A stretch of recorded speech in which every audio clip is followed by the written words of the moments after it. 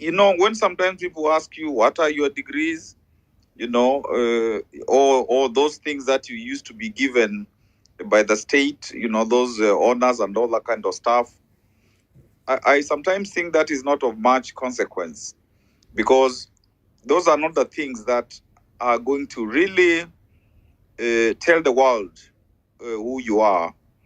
And so I think if you see somebody beginning to call upon those titles, it means that they are desperate. And maybe it should be seen in that light.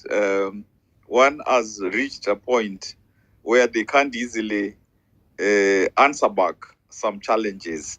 But I think it's not titles that make a person. It's character. It's things like that which do so.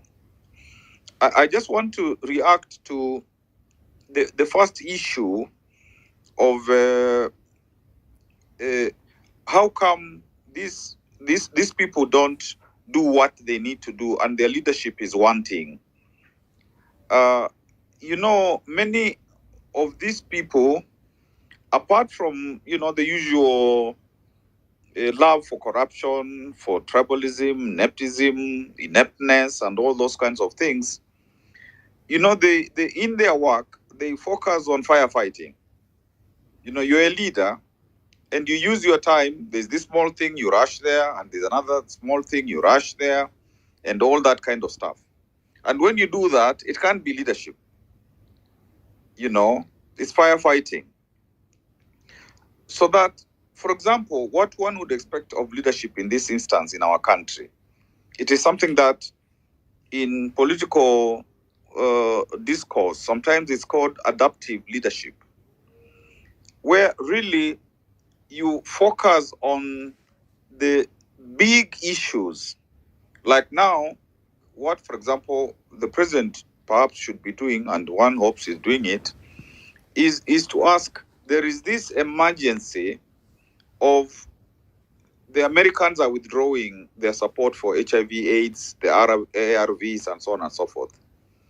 So what is it that now has to be done so that this gap, this very, very serious gap, is filled?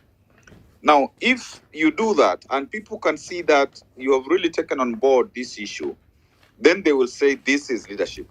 So really, leadership is what you do when you have those difficult situations, and you do it with your people, so that there is co-leadership. Again, even when there was the 25th June movement, or the Gen Z rising, instead of doing the thing that you think is convenient and will give you ready remedy of abductions, arrests, intimidation, sowing fear, blah, blah, blah. Suppose now you said this is a different issue, and it's a big issue, and the youth are saying they're excluded. They don't have citizenship. So how do you now deal with that with the youth themselves and with other generations to answer that question? Now, that would be leadership.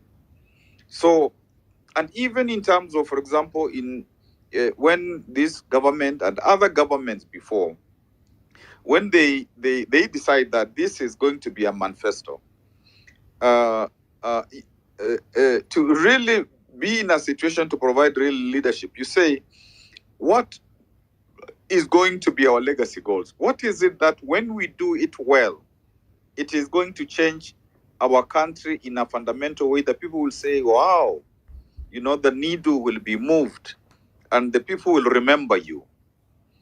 And then we can ask, since independence, what has any of our leaders done which we have remembered and it has been sustained?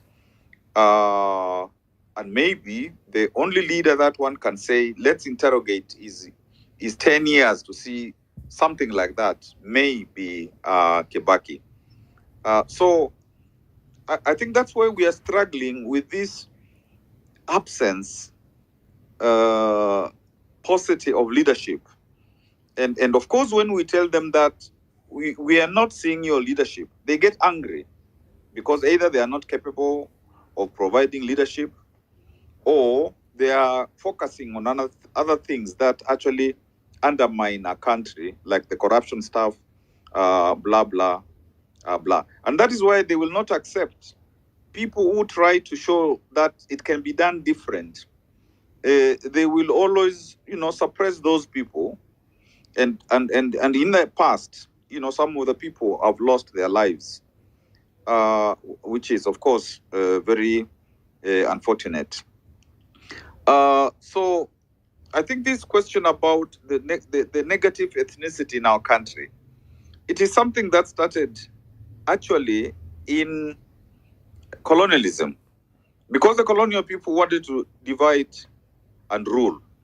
And therefore they say, this tribe, they say, this tribe is this way, another tribe is a thief, another tribe is very good soldiers, another tribe, likes this and that. So the seed, like a stalk, said, the seed is planted. And then when we come to independence, the so-called independence, then instead of that being reversed, actually it is even done more. And that is why, for example, there is a state, and there is therefore a government in this state. But there are other quote mini states, because you'll find that there is a leader who is recognized in a community, whether it's a Kikuyu, it's a Luya, it's a Kalenjin, it's a Luo, Kamba. Some of them have multiple leaders, but there's hierarchy. And therefore there is that other mini state, so to speak. And these guys, when they come together, they don't mind that formation. But when they now come together in the big state, they agree on what is to be done. And so therefore it is as if you are told, you take care of this mini state, I will take care of this other mini state. But when we have issues, we'll come together and ensure preservation of this system that we have inherited, and we perpetuate.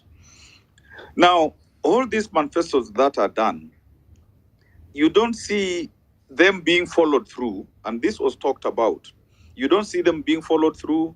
You don't see them, really giving birth to, the development that they promise.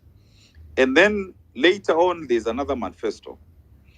And if you ask them, how come you don't follow your manifesto, they get angry because you're asking inconvenient questions. The political parties themselves, I keep on asking this question.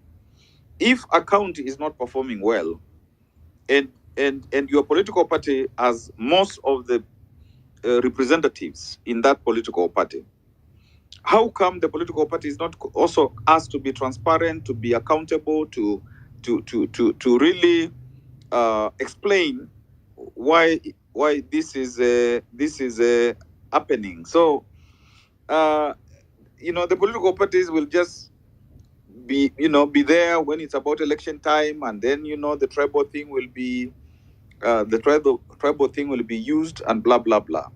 So that I also don't extend my conversation. Can somebody be this wrong? That question was asked, but it goes back to, what is the leadership that you are providing? What is your model for leadership? What has been your preparation for leadership? What, if you respect the people, if you respect your country, if you are patriotic, then there are things that you can't do because they are opposite, what leadership should be. And so I don't think it's something which is happening because somebody doesn't know. It is intentional.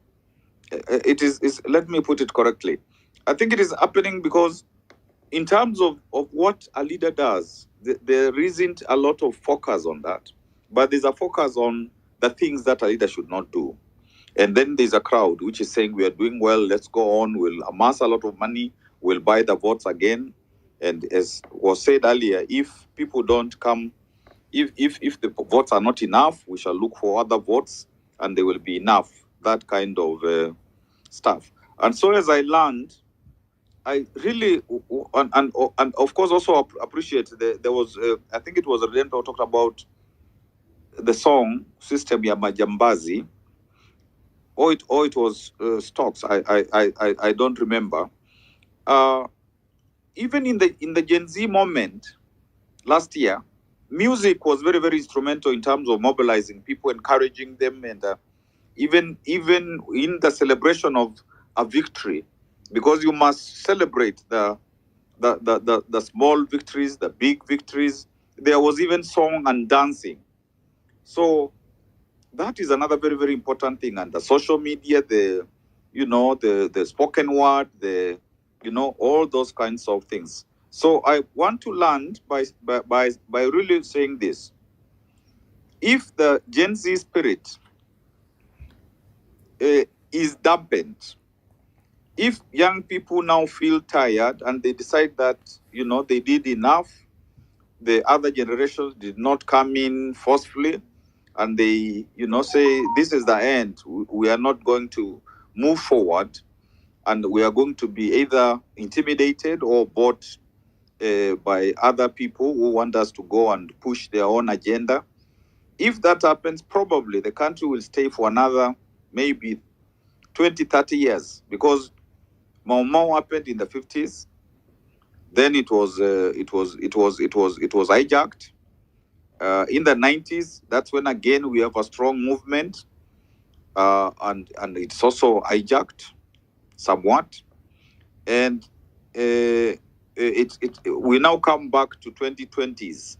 So you can see those gaps of how people get remobilized. So this is why, for me, this thing is so important, and I think the young people have to come to a position where they say, we are not letting go. We are going to really get involved now in this leadership. We don't want, just to say, they like we will vote for anybody else because it's a vote against Ruto. Because that is what happens sometimes. Whatever lesser evil, or whatever is called lesser evil, people vote for it because they say we are voting against so and so. Therefore, it's not necessarily even a vote for that person. So I think there is a lot to watch. There is a lot to talk about, and there's a lot to do. I learned.